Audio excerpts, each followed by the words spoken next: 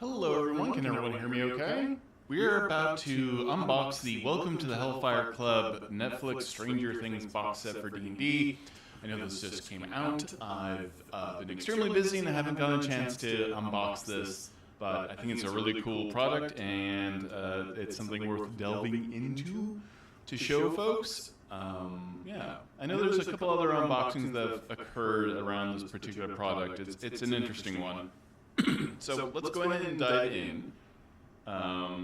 First off, I am biased again because my friends are on the design team. Oh, there's echo? Okay, let me check why that would be. Alright. No reason for the audio to have been there, but it's gone now, right? Yeah, concert reverb should be gone. So this is a brief stream. I just thought it'd be fun. I thought this would be a lot more concise than something I had edited together, frankly. So echo should be gone, right? Just kind of confirm. Perfect. Awesome. Yeah, I know it's just going to be a few of us. It's a Thursday. It's also my anniversary. My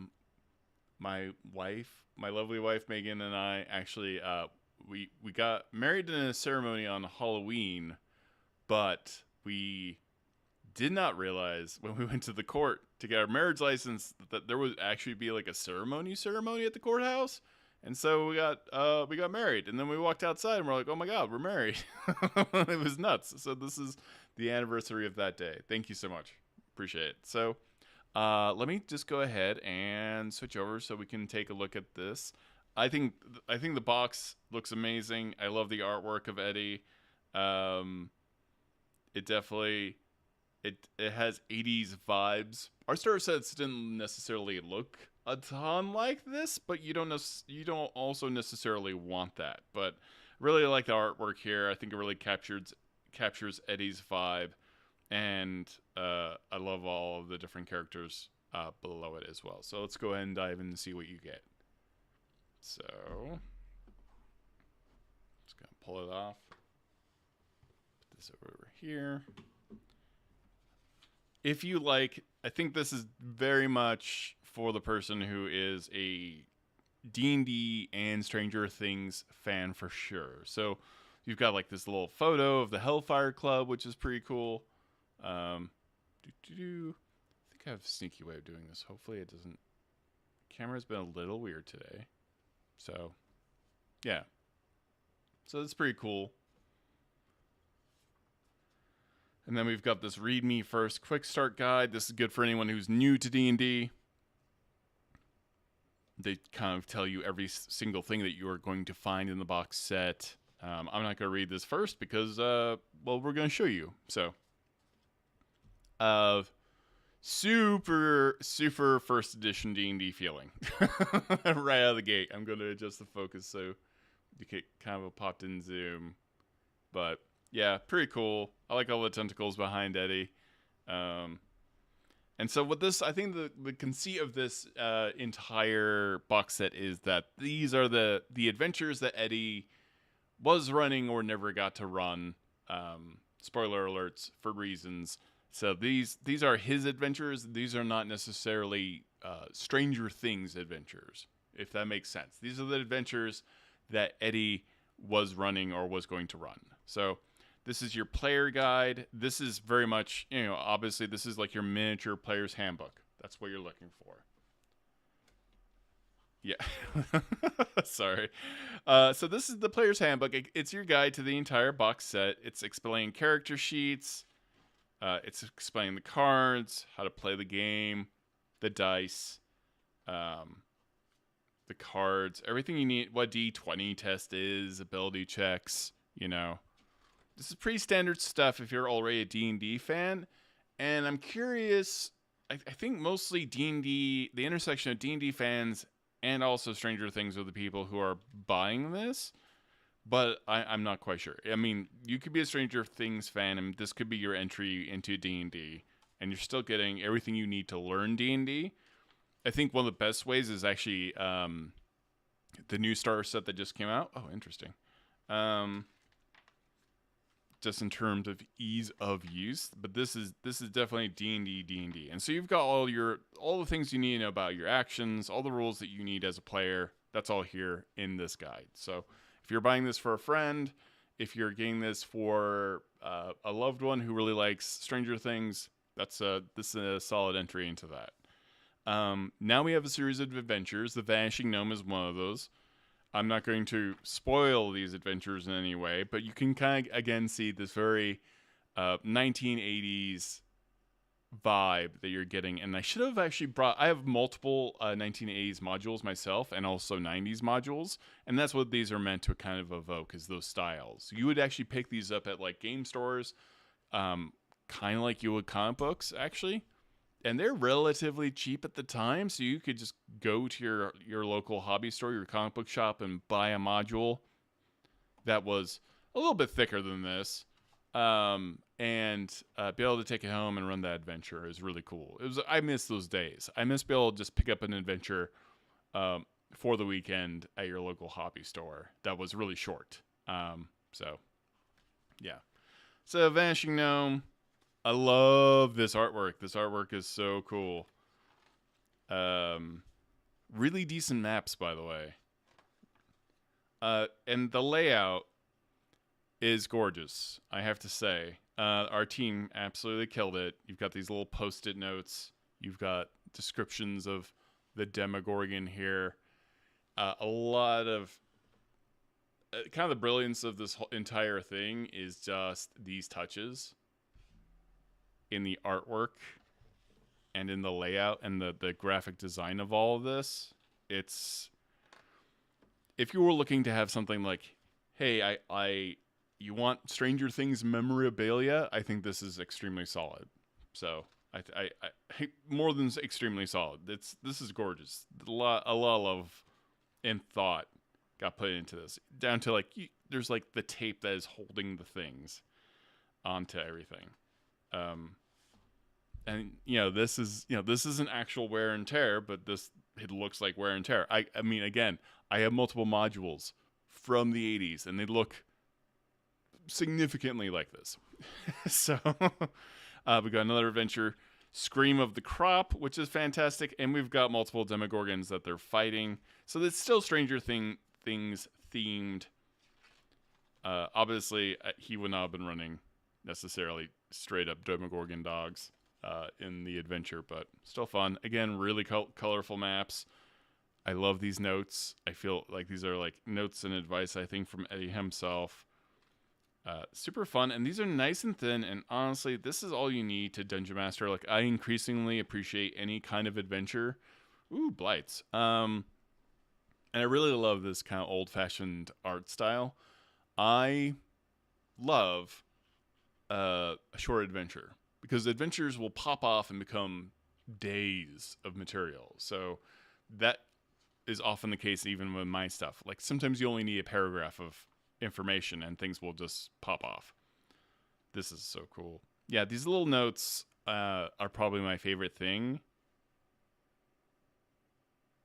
And it's just great. So this is like fantastic adventure running advice. So yeah, again, really super cool, colorful. Look at this one. This is the Ballad of the Rat King. I love anything with rats. Yeah, look at that art. That is insane. That's so gorgeous. Again, really nice maps.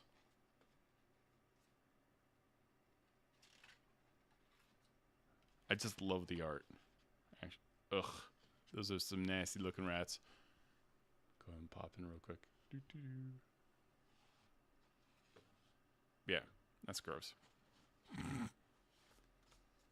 Then we got another one. This is Devil Metal Die. Again, this is really smartly made. Great maps. Love the art.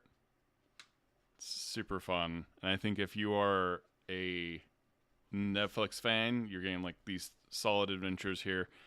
You got nice little handouts, which I always appreciate. Kind of reminds me of back in the day when we used to burn the sides of our pieces of paper to make it look like, old scrolls and stuff like that. So Let's see. I'm just going to check on chat real quick in case I'm missing anything. I know there's not a ton of us, but I really want to actually delve into this. I'm going to click here, and I'm going to have to mute immediately. To make it look like it. Yeah, that's what I thought. All right, so we got the evil dwells here. Whoa, this is a lot of... This is scrambling my brain. This infernal writing always is a lot, especially at this density. I feel like it's an optical illusion. That's nuts. Missing posters, super cool. God. You know, I've not gotten an actual chance to really delve into this thing when I was in the office, when I was working at D&D. So I would see pieces come in and out of the office, but I didn't have a ton of time to like really get into this one. I love the yellow. We didn't have character sheets that were this yellow, but boy, does that feel like 80s. The grids and everything else, all the information you need to play a character. Character sheets a lot easier to read than the ones we had, so that's a nice thing. Pretty tiny writing here. They definitely put in as much as they humanly possibly could. But it's designed, again, to look like one of their character sheets from the actual show. So.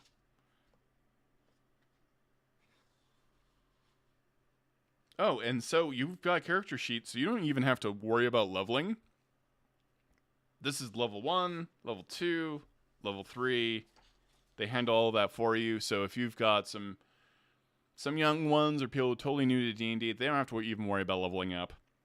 That can be the scariest thing of all. I'll be honest, the first time I ever played D&D when I was a kid, I was like 8, and it took me like 4 or 5 hours to make a character, and then I played for maybe like 30 or 40 minutes at most. We were on vacation. But this, I always love this. Give people the option to just auto level. Take the fear factor out of this. This is really cool. I like this. So, woof, a lot of characters. We got a lot of character sheets out of this. God, that is... I know Trish or someone from our team or Megan knows exactly what color yellow this is. I know it's not radioactive yellow, but it's picking... it feels like radioactive yellow. And maps. I love maps. I'm starting to collect these a lot for some reason. I love... just getting free maps. And I know they're not free maps. It comes with the starter set. Like, you had to buy the starter set, but I love being able... because they're so reusable. And we saw some of these maps beforehand. I love the rats on here. It's a nice touch. On one side, you've got the shadow dungeon.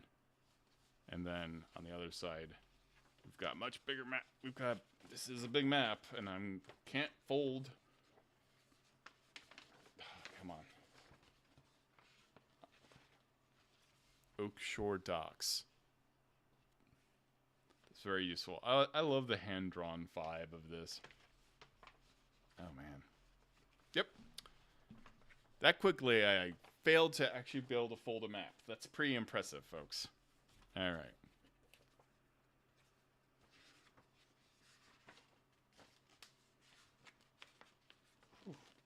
So hard.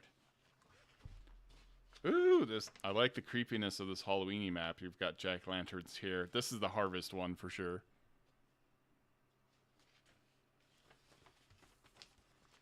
I love the smell.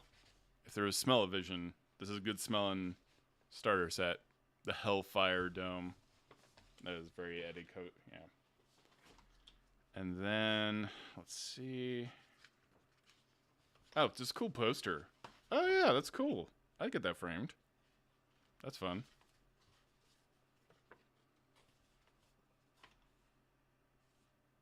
That's really cool. God, I can't believe what was I doing with my time? I was making a crap ton of videos for Wizards of the Coast. That's why I didn't get a chance to like really delve into this thing. So, I don't know what to say. I think this is just gorgeous. I think this is just beautifully rendered. It's a beautiful map. I love all the layout and design of this. This is a piece of art. So that's all I have to say about that. This is full disclosure. I was not a massive fan necessarily of the first one that came out years ago. This feels like a collector's item for me personally. Go ahead and put that there, and then you get a bunch of tokens. These are metal as hell. Holy crap! Wow. I love the black and white art. Screechers, rats, all kinds of stuff. Your characters. It's so cool. I'm getting a lot of nostalgia. This is it's an interesting product because Stranger Things obviously is, collecting on nostalgia pretty heavily, but I didn't expect to have such an emotional reaction to this actual product.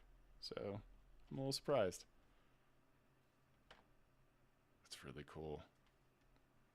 Yeah, it's such a confusing product because if you're older, you're looking at this and you're like, that's pretty damn cool. Oh, the Dungeon Master. See, I think I'm going to be using this. Yeah. So I love the Dungeon Master screen. This is gorgeous. I think this is one of the big highlights for myself. I think this is super fun. I am biased again because my wife Megan worked on it, and it's our 10-year anniversary. So, but look at how pretty this is. Look how legible, by the way. So not only are you getting amazing artwork and all that stuff, this layout is some of the cleanest I've actually seen for any Dungeon Master screen ever. This is so easy to read.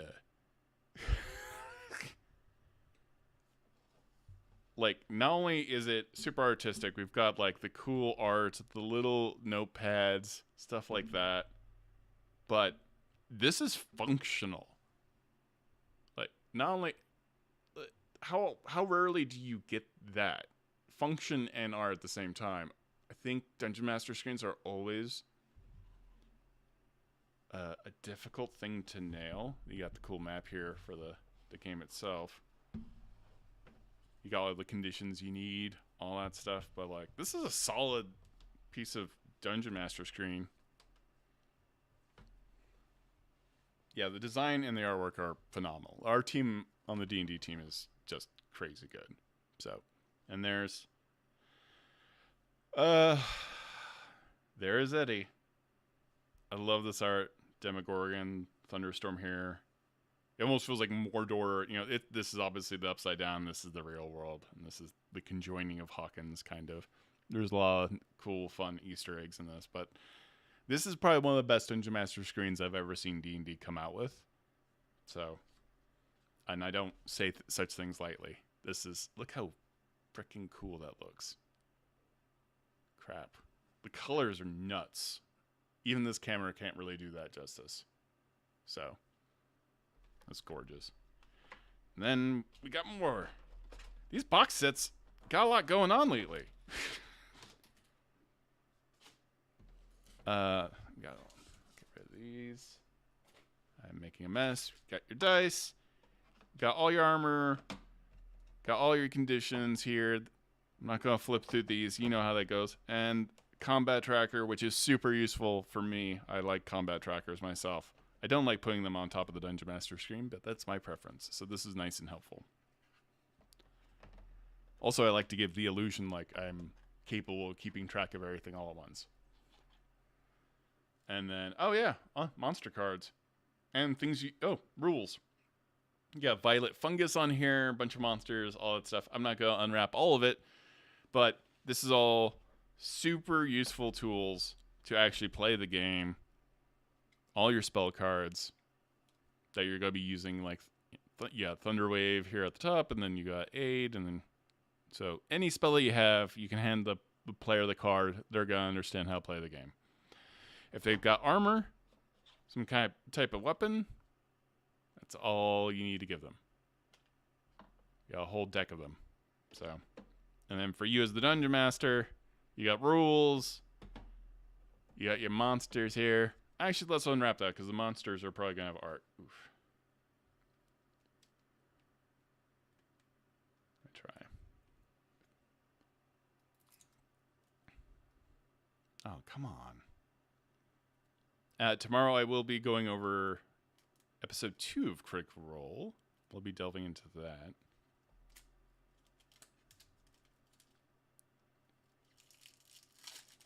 It's a good sound. Ah, the art's cool. Look at that orange.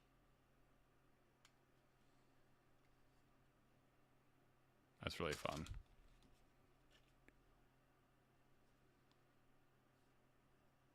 Oh my god. That's so cool. The monster art is so cool. Let's see. It's probably the most metal an Antago's ever looked. Barb Devil. Bearded Devil. Commoner. Cultist of the Demogorgon. Not too spoilery, but yeah, Demobat, obviously. Oh, cool. Demodog. Demogorgon. Demogorgon Spawn. Dretch. Giant Corrupted Rat. Giant Spider. No. Goblin Warrior. This is so cool. Yeah, I think this is just I think this is a absolute piece of art. I think it's absolutely gorgeous. So, yeah. I have not played the adventures. I've not read through the adventures, so I can't speak to any of that. But if you are a Stranger Things fan, I think this is a pretty amazing product.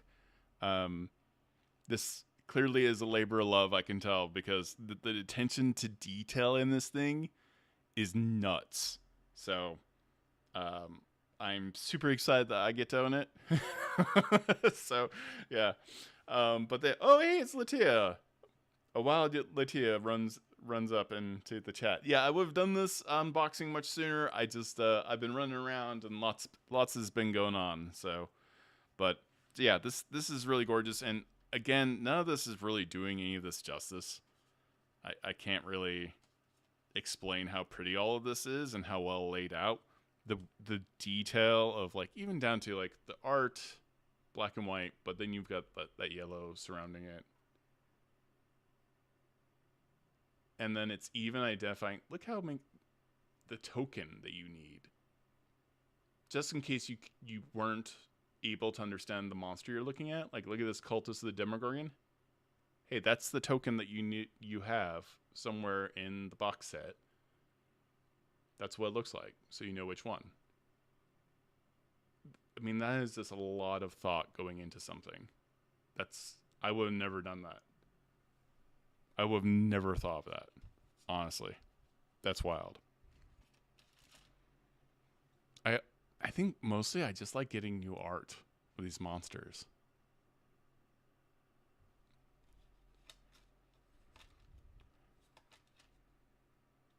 What is a Corex?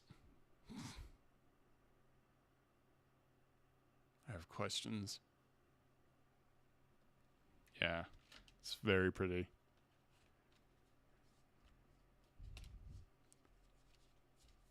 Well, that's it. That's the box set. You're getting a bunch of adventure content. I don't know how many hours they're saying that you're going to get out of this. Latia knows. Latia's Latia's the D&D community manager. But I think this is just really solid. I wish more people were talking about this and unboxing this. I don't think people realize how cool this actually is. So, yeah, I would have bought this, you know, if I had disposable income. So I would have totally bought this. I think it's really cool. I'm going to be sad to see the Stranger Things show go. But again, God, for the Dungeon Master screen alone, it's wild. That art team is nuts. I'm jealous I don't get to see them every day. And it's so funny because they're working so... Well, I mean, I can't speak to the inner workings of the company. The art team works very, very hard. And on top of this, they churn out all this insanely talented stuff all the time. And you would think for people who work so hard, and they would eventually, like, not work hard, I guess. I don't know. They're just... they care so much. Yeah. Give big props to the design and the art team, if you would, because they are always killing it with stuff like this, and they blow my mind every time. So, Yeah.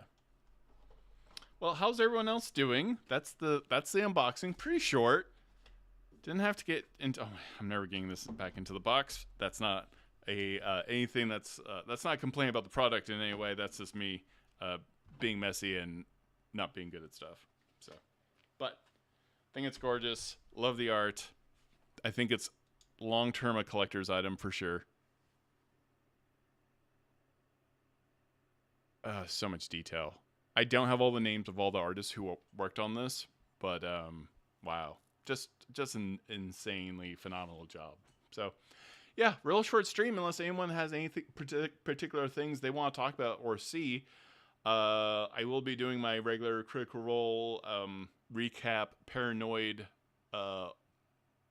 theory crafting stream tomorrow after the show because I have a lot of thoughts about the show, and I feel like we've got a lot of I still think whatever Sam is up to is real suspect. But yeah, I know I'm really bad. I think part of my fear of board games in general is having to rebox them. I'm not good about it. I need, that's probably some weird market right there of, okay, you bought this, you can buy a bigger box that looks identical that you can shove everything into. I think that would be a funny secondary market of like, okay, we're not selling you the actual game, but we are selling you a box that is like 3 times the size. So Sam is completely sus.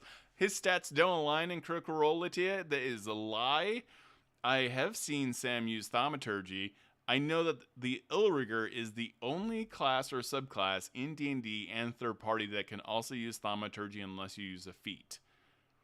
You can probably get thaumaturgy. I believe you can get thaumaturgy from, the cleric initiate feat, and he might have done that. That would have been the easy way, but it'd be pretty wild to see an Illrigger in a Critical Role game.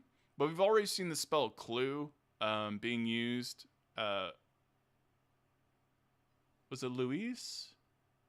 Or was it Robbie? Someone used the spell Clue, and I sometimes wonder if that's a function of sometimes you can't filter someone didn't filter their spells and they like popped a spell in from a third party during Critical Role. That's conjecture on my part. So, but that's the stream. This is my anniversary, my accidental anniversary with Megan Kenrick. So I am going to try not to work all day. So that I'm going to attempt that. She is amazing. And the reason, again, this is our accidental anniversary is we were going to go to Scotland for our honeymoon, which we did, but we decided to get our marriage license before we actually had our ceremony on Halloween. But then there was an actual ceremony, which we were unaware of, with a judge, and it was gorgeous. Like, it was a super nice judge. He was so cool. It was overlooking Seattle. It was a beautiful room, and then we were married. And we walked outside, and we're like, oh my God, we're married. It was just the weirdest experience, and then we both had to get back to work. We both had to drive back to our offices, and we're just both I can't describe it. You just like to have something that momentous happen in your life and you not process it, and then all of a sudden, boom, it happened. Was wild. So yeah. Anyways, I appreciate all of you. Don't forget to like, subscribe. It'd be really fun to actually, I wish I had a live play group so I could just play some of this stuff and just do live play shows for all this. But right now, don't have the bandwidth. We got a lot going on. We have a lot of interviews coming up with some very notable people like Ginny D and Deborah Ann Wall and Dungeon Dudes and a whole lot more, and some stuff I can't talk about. But it's going to be really cool. We'll have a lot more video content and and some cool playtest materials, which I'm woefully behind because my InDesign skills could be better. So Megan is actively helping me with that. But I just want to say I appreciate all of you. Thank you for checking in. And I will see some of you for the Critical Role stream. And And big shout out to Latia. Latia is a wonderful human being. All right. Yeah, well, we talked about a lot of stuff. I actually got the dungeon dudes to actually talk about what they think is the most powerful class and subclass in the entire game, and they had some differing opinions. So that was fun. It was a little stressful for them because their entire job of their channel is to kind of boil things down to what the best one is, but to make it in the entire game was pretty wild. And to see Monty and Kelly. Monty knew 100%. Kelly got a little stressed when I put the irons on him about telling me exactly what he felt was the strongest subclass. I'm not going to spoil it, but I was kind of surprised. So, all right. Thank you, everyone, for watching. I'm going to get back to it. I got a really cool gift from my wife of a windmill, so I'm going to put that together. It's not a windmill. It's not like a 1930s windmill or anything. But, yeah, I'm meandering. Have a great day. Thank you so much for watching. We'll have a much more slicker Critical Role stream. I've got, like, all kinds of paper on the wall and all these conspiracy theories. So, yeah, I will talk to you all very soon. All right. Bye.